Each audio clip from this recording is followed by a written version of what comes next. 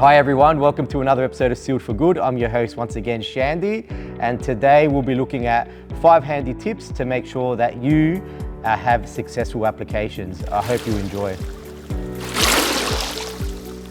So our first tip is really pretty straightforward, but definitely a crucial one, and which is making some assessments and ensuring that the product that you're selecting in our range is going to be suitable for that application. So we do have a substantial range in that waterproofing space, and every application is a little bit different, and a lot of the time so is the best product for you. So that sort of coincides with tip 2, which is clear communication. Right, so talking to your local rep, having that relationship with your local waterproofing supplier, and just having those conversations with them. Also having that conversation with your client, if that is, if you are dealing directly with the builder, and just making sure that everyone's on the same page. Which also connects with tip number 3, which is get everything in writing. So, always confirm any advice that you may give, advice that you're given, should I say, with the technical data sheet.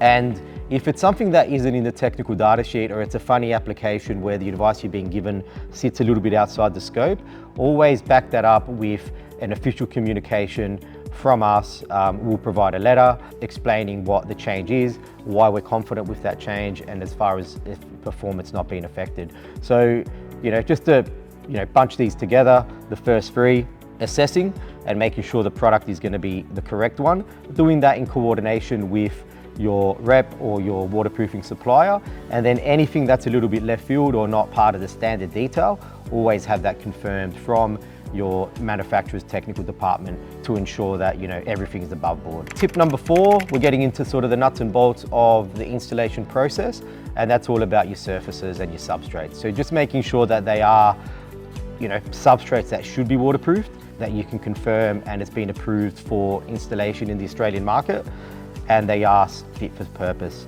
Second is making sure that you do have appropriate gradients if it is a lightweight sort of construction on a bathroom or in a balcony. Same goes for any retaining wall materials, just making sure that they are constructed and installed correctly. Any concrete, any screeds, that they're stable, measuring moisture content.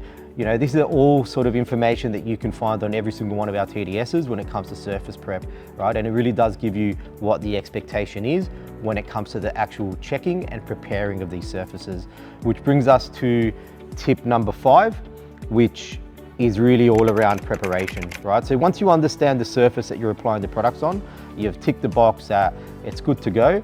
Then the next thing there is, once you understand if the stable is surface, not stable, moisture content, then your next step is really just preparing that surface. There might be areas you might need to grind down. There might be, different checks or additional checks you might want to do before making sure there's no dips, and then sort of going from there. So we hope you found these tips useful, and looking forward to seeing you at the next episode of Sealed for Good. Remember, if you have additional tips to the 5 that we've just gone through, let us know. We're eager to hear from you guys. Until then, happy waterproofing. Bluebell Waterproofing, well done in being this week's applicator spotlight.